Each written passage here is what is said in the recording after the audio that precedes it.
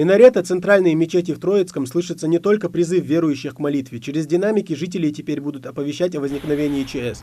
Одним из стихийных бедствий может стать выход из берегов реки Сунжа, которая и протекает на территории нескольких населенных пунктов региона. Чтобы замерять уровень воды, на мосту установлен специальный прибор. Помимо этого, специалисты регионального управления МЧС регулярно выезжают на такие объекты, чтобы проверить русло реки. Точнее, проконтролировать исполнение поручений главы Ингушетии, касающихся вопроса безопасности. Проведена разведка полностью состояния русла реки на предмет и готовности к пропуску паводковых вод. Были указаны, потом был подготовлен план, который утвердил глава республики на расширенном заседании 3 марта. В этом плане отразились полностью все наши места и необходимые превентивные мероприятия, которые мы должны провести на реке Сунжа, на реке Аса и река Арамхи. Кстати, говоря о самом процессе мониторинга состояния русла рек, квадрокоптеры в этом вопросе наши все, говорят МЧСники. Такие техноптицы могут летать в любом месте, в радиусе действия пульта управления. В такой работе без этих приборов просто не обойтись, отмечают сотрудники МЧС. На данном мониторинге мы применяем беспилотные авиационные комплексы двух видов Phantom-3 Advanced и Zala-420-21.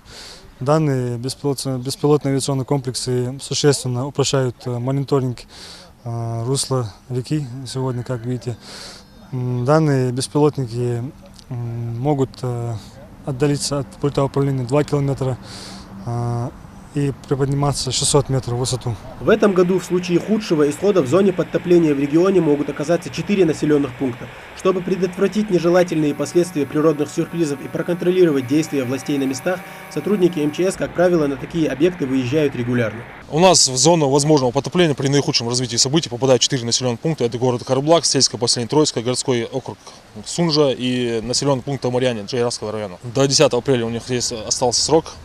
У нас остались такие основные места. Это расчистка русла реки по улице Багаева, сельское поселение Троицкое, расчистка гидротехнического сооружения по улице Советская, сельское поселение Троицкое и расчистка русла реки Сунжа в городе Карабулак. В Ингушетии подобного рода явления редки, но случаи были. К примеру, несколько лет назад в Джейравском районе и в 2002 в Сунжинском. Прибрежные полосы рек и русла постепенно забиваются как мусором, который попадает в реки, так и деревьями, растущими близ прибрежной зоны. Понятное дело, следить за порядком на этих территориях в компетенции муниципальных властей. Однако и от жителей в этом вопросе зависит намного больше.